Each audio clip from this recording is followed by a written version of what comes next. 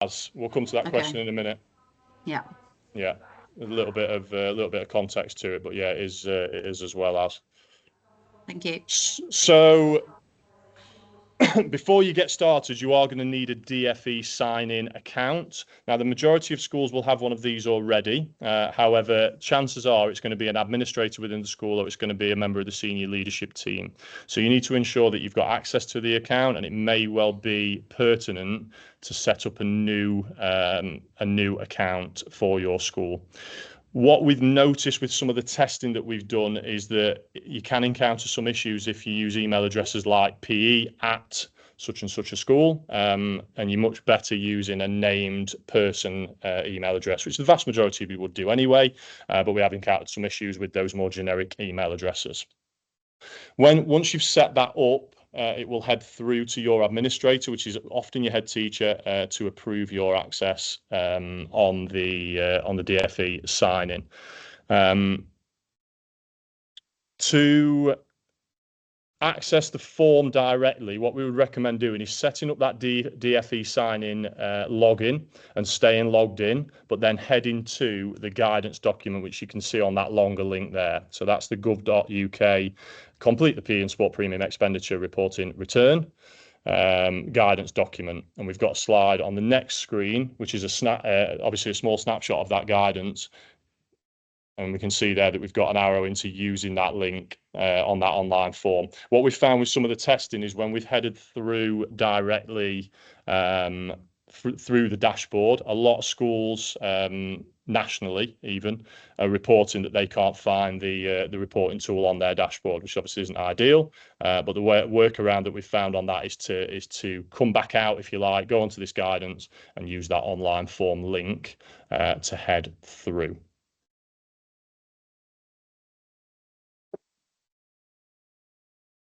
So if you don't have a DFE sign-in account, obviously you're going to need to set one up. You can set one up through that link that we've embedded into the slide deck here, and we'll obviously be sending this slide deck out afterwards.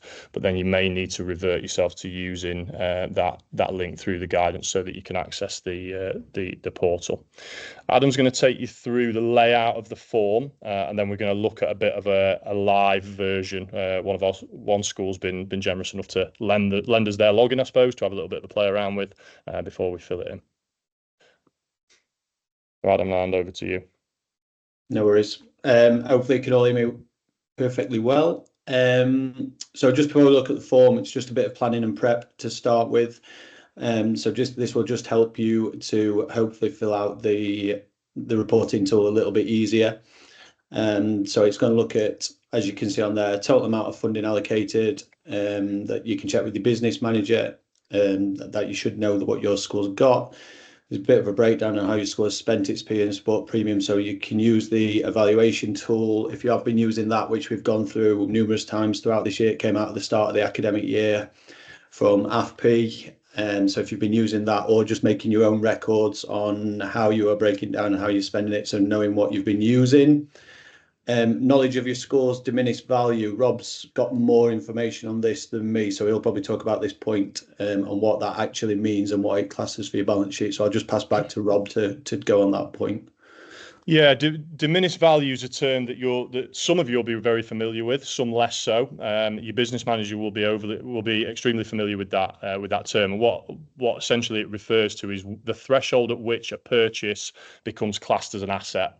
And the reason that's pertinent now, and it hasn't been particularly relevant before, is that one of the questions that we'll look at specifically in a second talks about the purchasing of equipment. And there's still absolutely nothing wrong with purchasing equipment as part of your sport premium spend, but you just need to be careful to make sure that the amount spent or the item itself is not above your diminished value. So check with your business manager as to what that is. We can't tell you what it is because it varies based on local authority. It varies based on what the academy trust and in some cases individual schools, depending on what your governing body has set. So let's say your diminished value is £1,000, for instance. If you've made an equipment purchase of over £1,000, that could be classed as capital expenditure. Now there's workarounds because chances are if you're spending £1,000 on equipment, it's probably going to be multiple different pieces of equipment. It might be multiple bikes or tennis rackets or whatever it is, and they're obviously all individual items. The reason that this has been set in is to prevent schools, I suppose, or discourage schools from spending on things like muggers, trim trails, large capital expenditure that's never been part of the funding criteria. And often the rhetoric that we'll put out is if you can't relatively easily loan a piece of equipment to a school, sport premium is probably not the avenue to purchase that piece of equipment through. So that's what we're meaning here by diminished value. And moving on then, so on the understanding whether your school has prioritised any funding support disadvantaged children, girls, children with special educational needs or long-term medical conditions, there's a few questions around that in one of the sections. So if you have specifically put funding aside to use on any of those areas, then just make sure you're going to be recording that, or you've got information around that on what you've spent it on. The knowledge of the impact on pupils, this is sort of similar from what was in the old reporting. So it's just the impact on pupils' PE attainment, what physical activity they've been doing, sport participation through use of PE and sport premium funding. So that can be how many competitions and people who have accessed competitions and things like that.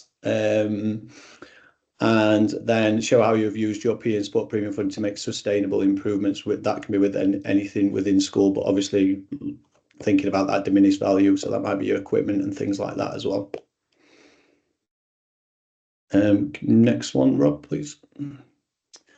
There is a big section on the swimming data. Well, not a big section, it's part of a section, sorry. So you'll be asked to, if your school had year 6 pupils, and you need to enter the percentage of pupils in Y6 who have met the national curriculum requirements to those 3 bullet points on there. Ensure you have any knowledge if you have used any top-up swimming sessions. We don't know of any schools that have, but if you have used some of the funding to have top-up lessons, then make sure you know what you've spent on that. And the data is, so you might be thinking we don't send year 6 swimming. It is your year 6 cohort, but you'll take the data from whenever they went swimming. So if they went swimming last year in year 5, you will use that data for your current year 6s, if that makes sense. Same as if they went in year 4, you would use that data for your current year 6s. So it doesn't matter if they've not been swimming this year, you're just going to use the data from the year that they did go swimming. Hopefully that makes sense to you. The form itself. So the first page is your details, and it shows your name of the school, the DFE and sign-in account, school's allocation for the 24-25 academic year. We'll talk a bit more about the allocation when we see the example in a bit. And then it's broken up into 4 sub-forms. So Form 1, Form 2, Form 3. Form 1 is your school's PE and sport premium funding allocation for the academic year. Form 2 is details on how the PE and sport premium funding has been spent. And then Form 3 is the outcomes of spending the PE and sport premium, opportunities, impact, sustainability details, and the swimming and water safety requirements. And then the 4th one is the final declaration. Now you can complete the top 3 forms and submit them in any order.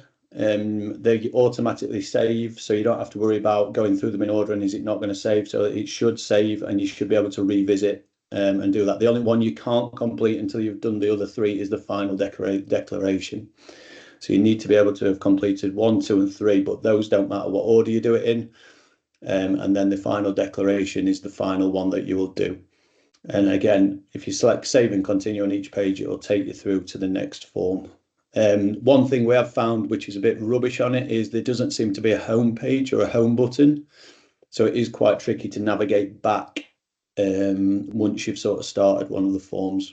I think it's a bit of an error on their part not to have that home button on, but it will still save even if you press back 300 times or however many times you need to. It'll still save your answer and you'll be able to continue from where you left off. Any questions Yeah. around the form? If you want to pop them in the chat or put your hand up if there's any questions so far on anything that we've said, then just give us a shout now. Yeah, just to reiterate that clunky bit of functionality, that was. We through messing around with it and testing the system to a certain extent, it's been quite frustrating to not be able to go and see that snapshot summary kind of whenever we want.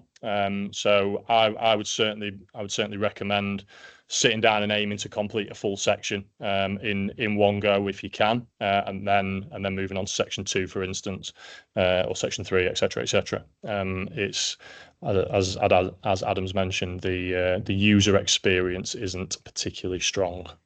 Jodie, I think you've got a question.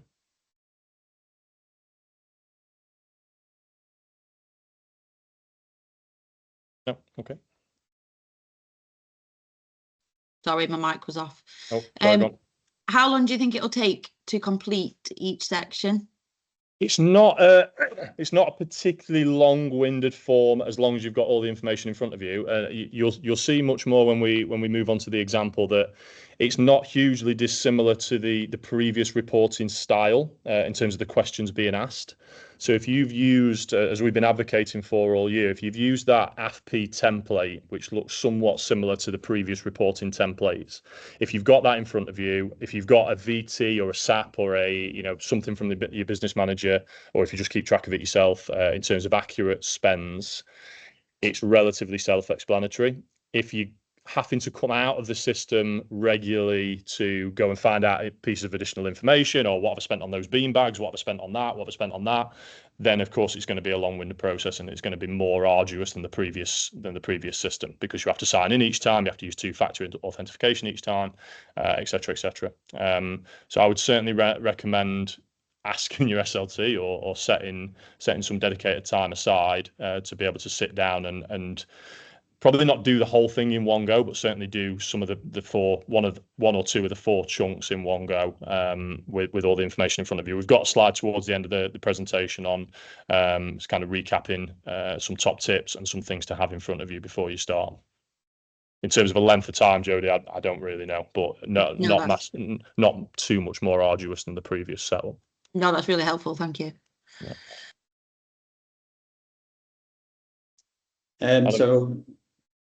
Yeah. So form 1 is, as it says there, your school's funding allocation.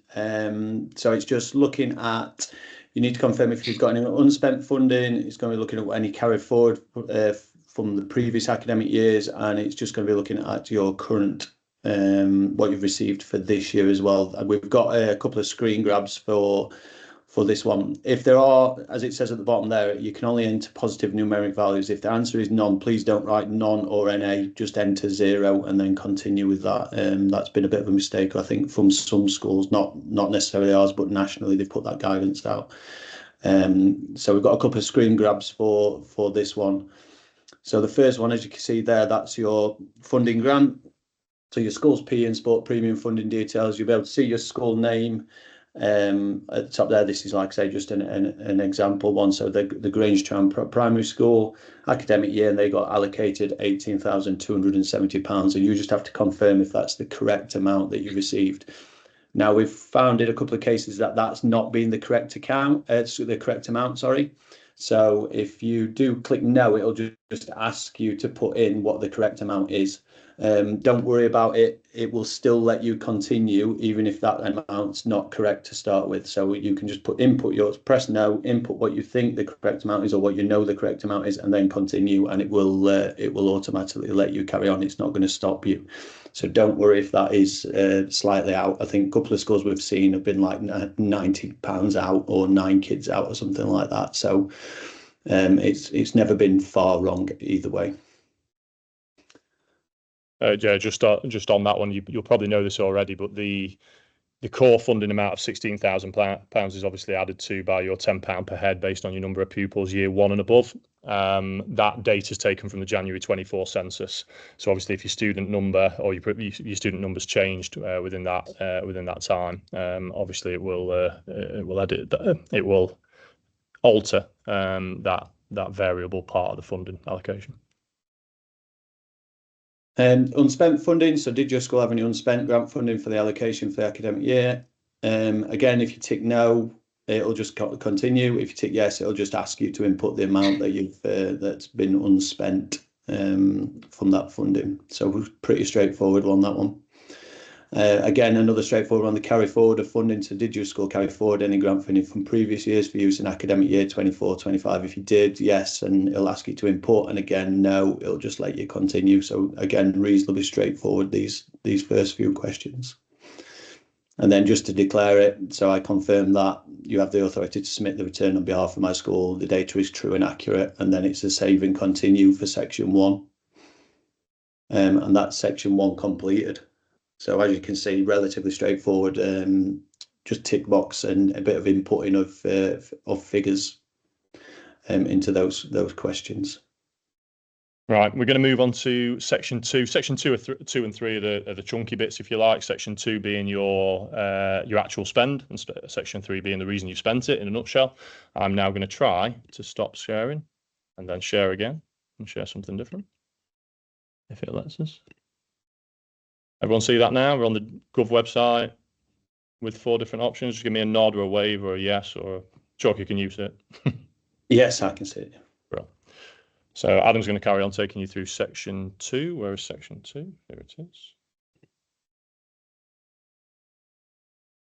So yeah, section 2, as you can see, that's the reporting of grant expenditure on there. So that'll be your first welcome page to that section. Just I'm going to click on to start now, and it'll take you through into the first question. Rob goes through. Perfect. So in this one, the question, spend category of CPD, continued professional development. Schools are required to provide a full breakdown of how they have spent the grant. If you have spent any funds on CPD, you'll be asked to confirm the total amount. So it gives you a few examples of what CPD falls under there. So if your school has spent any of its P and Sport Premium grant on CPD, you would obviously tick yes. If it hasn't, you tick no. If you tick no, it will just take you to the next section. If you tick yes, you'll just click save and continue, and it will take you hopefully to the next page here, which will ask you a few more questions. So the CPD external training courses, it's just going to ask you for a value of what you've spent on those courses or those CPD training that you have received. CPD external training courses, for example, class as things as like our level 5s, anything which, or the midday supervisor training, any of the sort of CPD things that you book through myself. So this could range from any of the trainings that where you come out into your school and deliver, or if you've come on to do one of our courses with us, and any funding that you have used to send either yourselves or other members of staff onto those courses. So you just input the value there. So Rob's put in a value of £250 on that one, that our imaginary school has spent, and then again it's just to save and continue to move along. Yeah, just before we move along on that, we've got some definitions and some terminology bits just to finish off with. But the one of the trickier ones, or may end up being a trickier one, is this internal versus external. Now, we would normally think of, certainly I would normally think of an internal training course being something that's on your school site, no matter who it's delivered by. That's not necessarily the definition that this tool has used. So if we're talking about external CPD, that is CPD that's delivered by external bodies to your own school. So AVSSP is an external body to your own school. So even if it was on your school site, midday supervisor training being one of the examples Adam used, that would still go in your external training courses rather than something internal. Bit strange, but one of the nuances of the system. If we move on to the next one. So CPD upskilling to deliver swimming lessons. Again, I don't know why they've separate categorized swimming to any other external CPD, but it's probably because there's some swimming questions on there. You have to put your data on there. So if you have attended anything, we did a training session earlier in the year around the delivering swimming. We was under the impression that if you release staff for CPD, then you could spend your Sport Premium budget on it. Now, some of the guidance that's come out since, quite a lot of schools, I think, have used that for that, but quite a bit of the guidance that's come out since is that you are only allowed to do that if you are gaining, or the staff are gaining, a formal qualification. So to be released for something like the level 5, then you would get you would be allowed to be released for it. But in this one, you're not meant to use it for that to release. But we understand quite a lot of schools did, and the new guidance is only recently, or they've only recently sort of made highlight of that, because I think a lot of schools have been using it for that. But if you haven't spent on anything else to upskill swimming lessons or to deliver swimming lessons, then that would go into that funding tab there. Move on to the next one. Internal learning development. So like Rob said, this would be more delivered by yourselves or within your school by a member of staff within school. So taking the external element out of it, so not something delivered by us. I think we were saying this potentially could be cluster stuff. Was that right, Rob? Yeah, that's right. Yeah. So yeah, it could be delivered by clusters, or if you're part of academy trusts and things like that, so any of the CPD that's potentially been delivered by those would class as internal and not external. So if you've got any spend on that, then that's where that would go.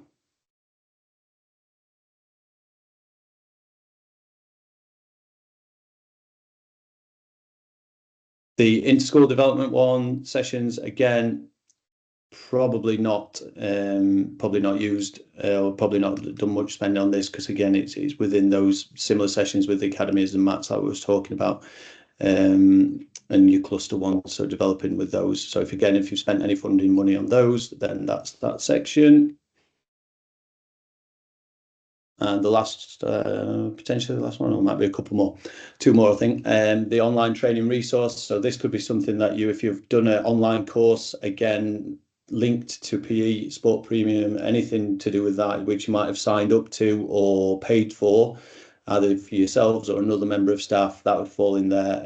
Resource development as well, that you might have paid or bought into for your school, that would fall under that sort of category. And again, the funding amount goes in there. So as you can see, most of the questions are relatively straightforward with just putting in. And again, if you have not got an actual total in there, just make sure you put 0, don't leave it blank. And the final one is the CPD external coaches supporting confidence and competence.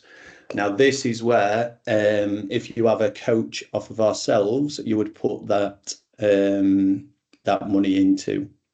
So we always recommend that coaches are part of a CPD program, and they are there to upskill and support staff within your school. So that is where our coaches would fall under in this question. And I think this is the last one of the section. So yeah, if you've had a coach from ourselves, that'd fall in there. At the end of each section, it gives you a bit of a summary, so how you've answered it.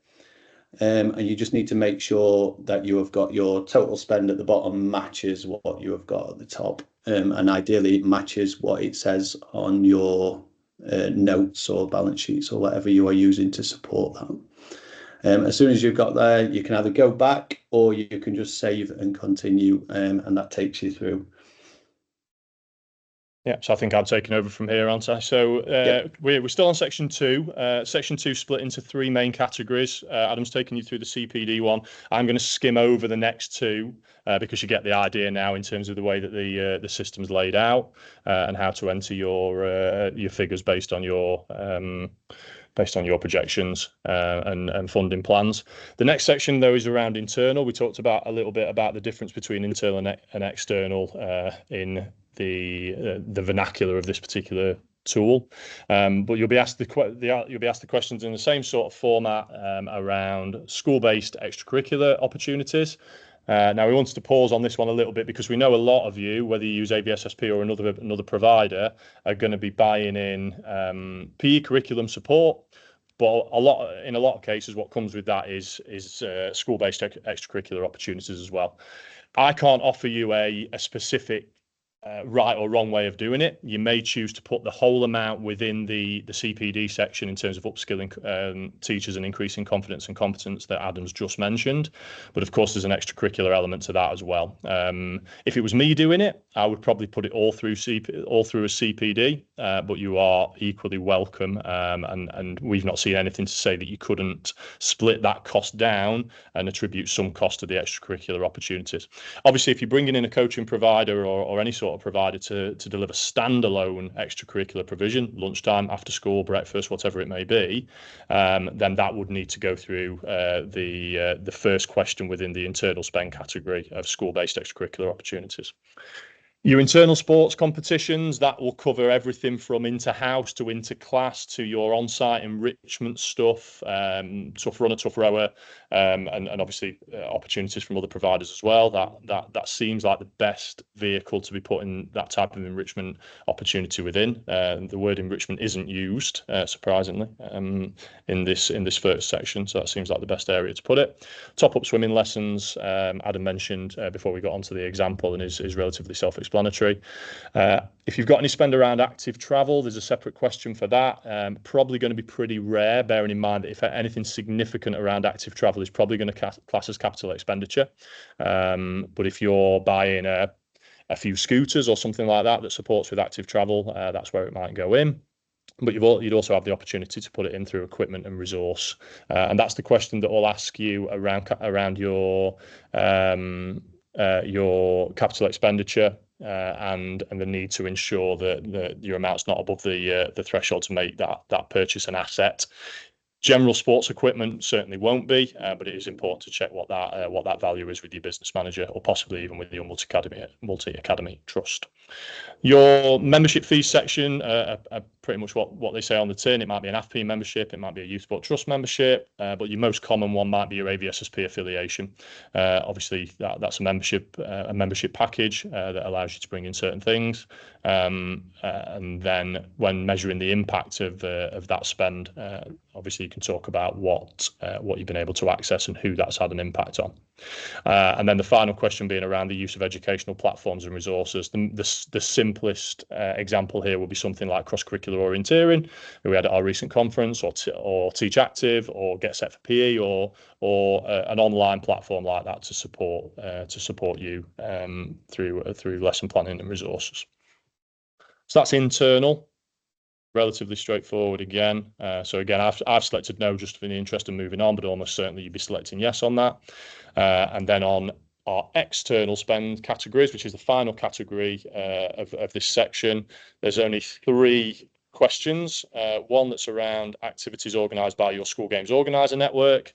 Now, we are your school games organiser network, and if you have already put your affiliation cost within memberships, you don't need to put it again, because obviously it will put your cost over your allocation. But if there's specific costs that are associated to your attending things, so let's say sports or athletics competition has required you to transport children and pay for a minibus, etc., your transport costs can go within there. Or they could also go within your access to other inter-school sports competitions. So that might be with either other providers or with us, if you prefer to put it in that category. Obviously, our school games organiser offer is separate to your affiliation, but it tends to include more intra-style events anyway. And then you've got the final point of external coaching staff in there. We were scratching our heads a little bit, to be honest, in terms of why that's been separated from the PE delivery support within the CPD section. Of course, we all know that covering PPA is not the purpose of sport premium funding. We at AVSSP are also very empathetic to school budgets and how tight they can be, and it's up to you to manage that school budget, of course. My recommendation, as I said earlier, and Adam said earlier, that if you're utilising certainly an AVSSP member of staff, but probably ones from other providers as well, that you put it through the CPD section, presuming that you're not covering PPA. Sorry, Rob, that external coaching, if you have got extras coming in just for lunchtimes or after schools, then that can fall into there. So if you're not doing coaching PE lessons, but it's covering some of your extracurricular stuff, then I think that can fall under the external coaching staff as well. So there is a little bit of choice with some of the sections in terms of where you want to put, as there always was with the old reporting system as well. But you've still got a little bit of flexibility. Now, I'm moving on to section 3 now. I mentioned the navigation issues. If I was to click back here, it would send me to a random page, seemingly. So I'm going to move on to a different tab. So my section 3 in this example hasn't started. So I'm going to take a look here. I'm going to go through to start now.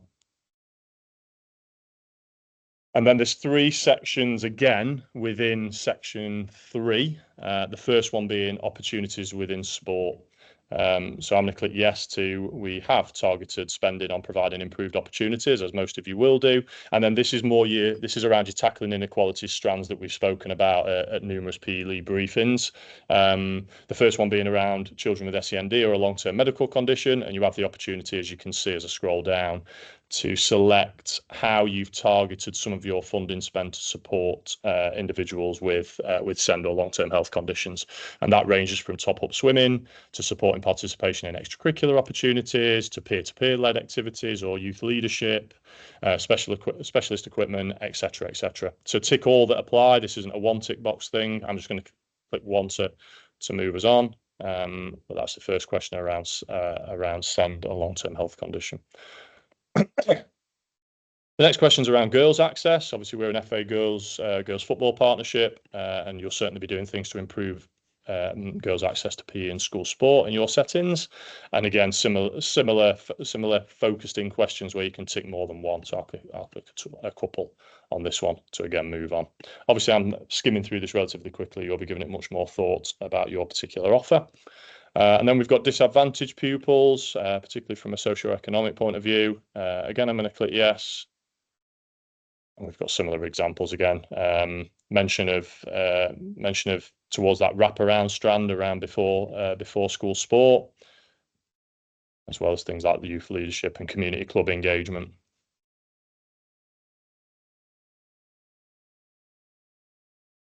And then we're on to the next section of section 3, which is around the impact. So similar to your school games mark award, you are expected to provide a best judgment on the impact of your school.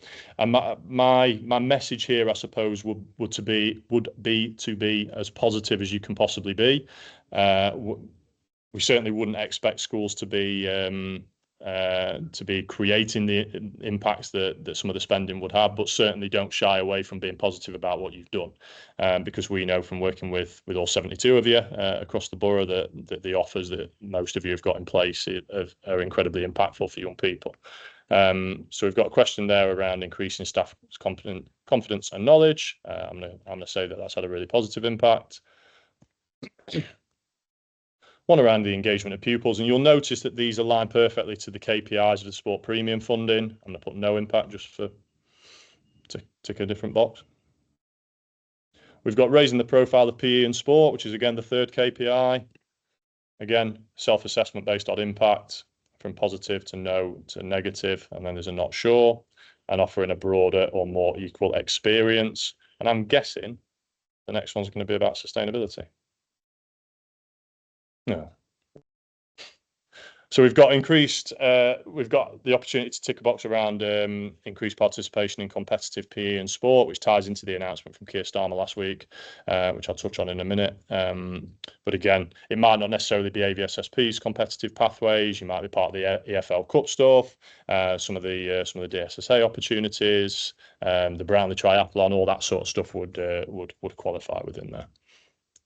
And then you've got an opportunity to be further positive around the impact that your spending's had from an achievement point of view.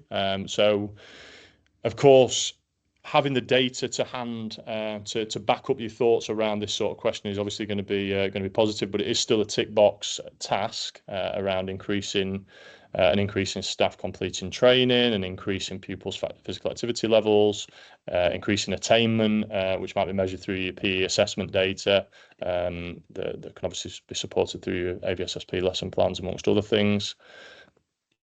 Impact around attainment and participation. I'm going to start skimming through these a little bit more quickly, so I'm pretty sure you're going to get the idea. Increase in PE and school sport participation.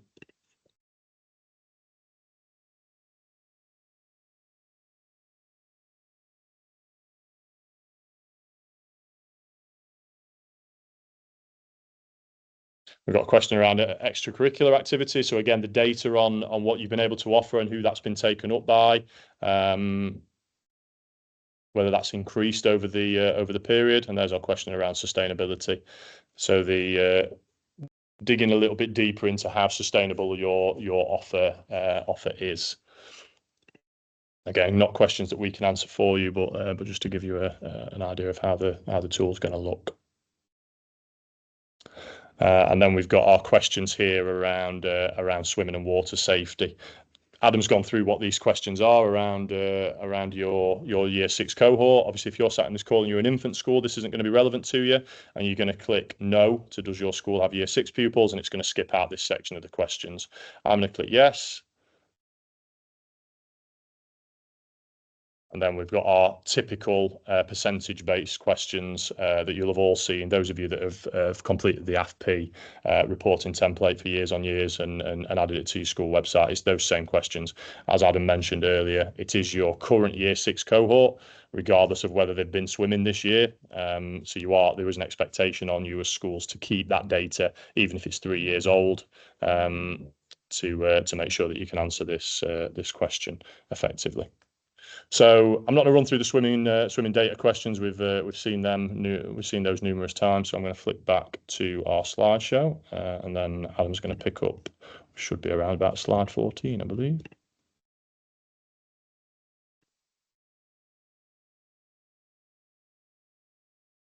Yeah, so the next few, so when we send these slides out, these are lifted from the advice, the guidance given from the DFE. And it's just a bit of guidance around each form. I'm not going to read through them all for you. You can have a look at them when we send the slides out. But we've got one for Form 2. Form 3 is broken into 2 separate slides because there's just a bit more information on those. And then Form 4, I will talk a little bit about. If Rob moves it on one more. Thank you. So this is where your declarations come in. So you'll get a summary page at the end that allows you to check your answers before submitting each subform, which we saw on the first example that I did, where you've got like the spend at the side of each question. You can change the answers for that using the change link. At the end of each subform, you'll be asked to complete a short declaration to allow for submission, which you saw earlier as well. After that, you'll receive an email confirmation of your submission that will include a link to download a PDF copy. So the PDF copy will be available to you, and you can download that and upload it to your website. So it makes it easy to upload that once it is all completed, and that does need to be on the website before July the 31st. So not only do you have to have it completed, you also need to have it published on your website. Just go back, sorry, Rob, I'm not visual on. The declarations, so once all forms have been complete, they'll be accessible for you to complete your final confirmations. Prior to its submission, you need to have it signed off, and it is required to be signed off from your head teacher and chair of governors. This is a change from last year, we think. I think it was either head teacher or chair of governors. They both need to sign it this year. So you might need to be making contact with some governors or things like that to get them into or prepare them to that they are going to have to come and sign this document. And then once you have got everything sorted, that's when you can finally submit everything and get it downloaded and published on your website. Yeah, you can go to the next one now. So on here, DFE top tips. And the bit of DFE advice. So again, relatively straightforward, a bit like what we spoke to you through already. So ensuring you've got your account set up, ensuring you know your login details. Like we've said, make sure you've got everything, a notepad at the side, or you've got your notes that you need to complete with. You might want to read through the guidance first and just have a look through the section before you start completing it. As we've added on there, give yourself plenty of time. We would start this ASAP, get ahead of the game with it. Don't leave it till the 30th of July to start it. And make sure you've got your login sorted. And if you do have any issues with that, then you can contact us if we can try and help you. Or there is a bit of a help page, I think, on the DFE website as well that you can go through. and then just make sure you're completing the form. And like we've said, be positive around it, explain everything that you've done, be really showcasing of your school and how you've spent that money effectively this year.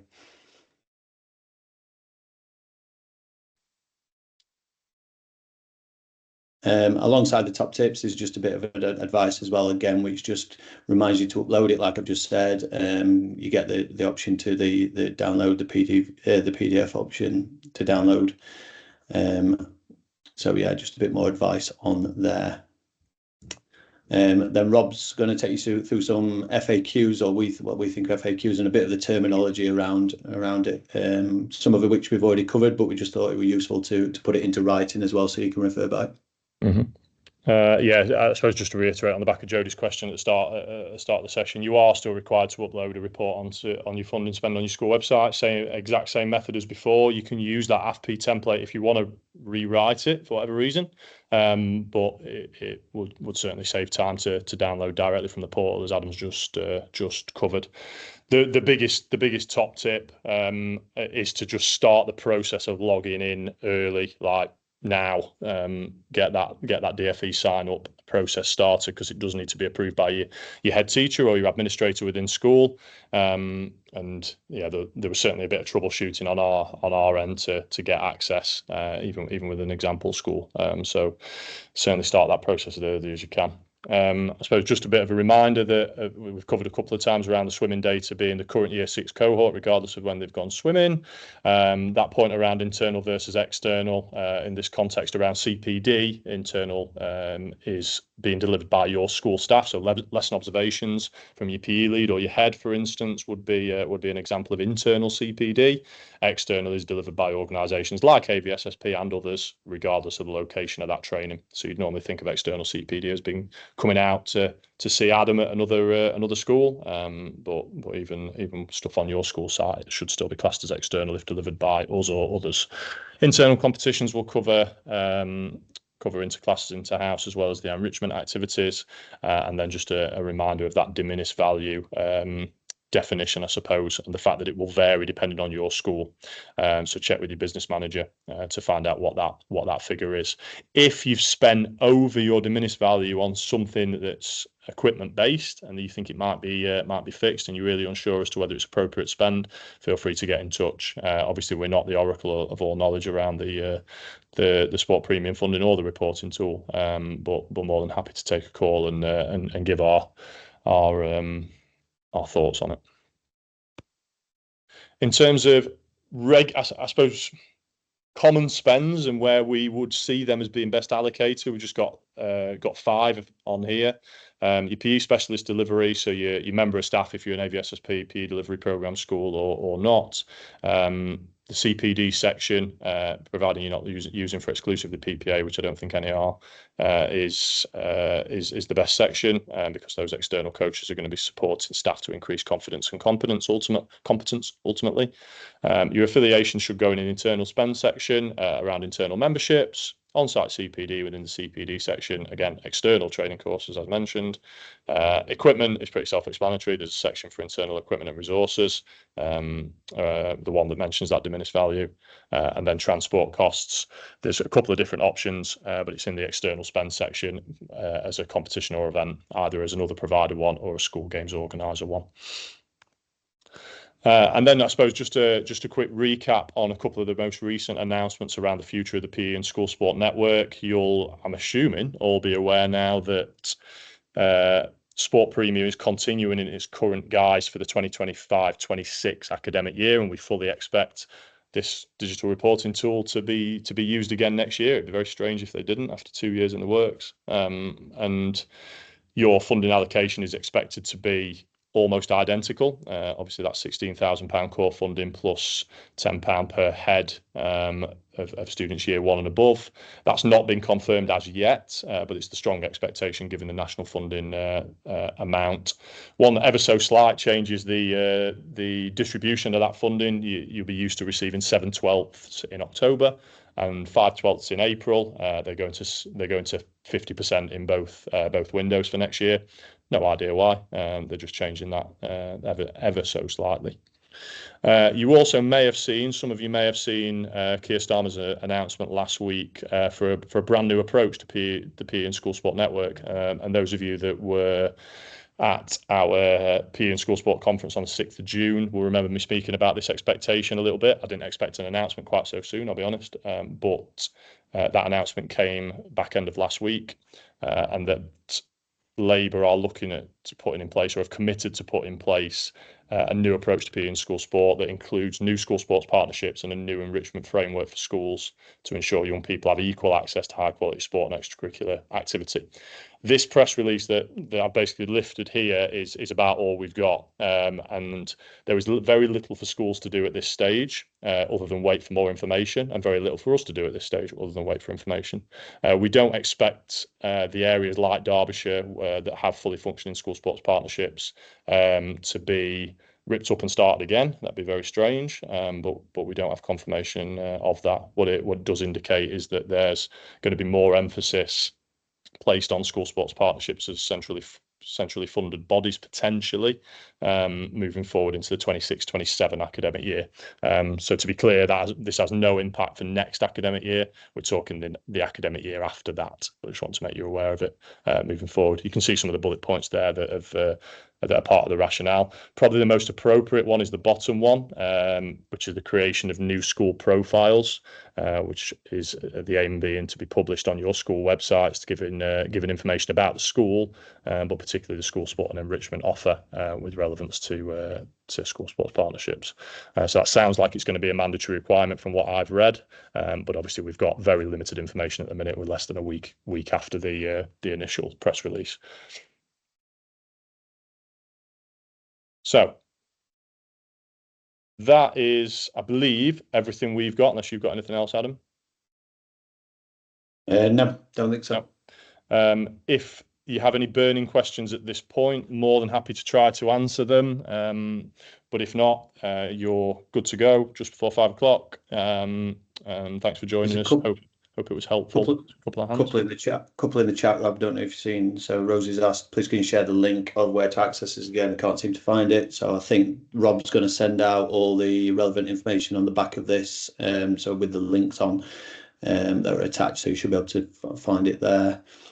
And then Jenny, I think you've just said, I've created an account, been approved by school administrators, but now unsure which service I request access to use the form. Do you know which one it is? That's sort of the issue we've been having with a couple of schools on getting into the actual form. If you follow the link that Rob mentioned at the start, it goes through the guidance. There's a link on the guidance form that should skip that page and take you straight to where you need to find the actual form, the reporting tool. So you should be able to access it then, hopefully. Yeah, I think it's slide 4 or 5, Jen, when I send the slides out. So take a look at that one. We can't get our heads around why that's causing such an issue, but we managed to find a workaround eventually at about midday today. So super. Any other questions? Are we all good? I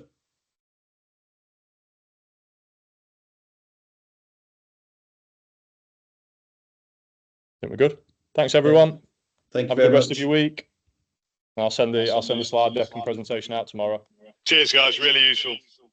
Thanks, mate.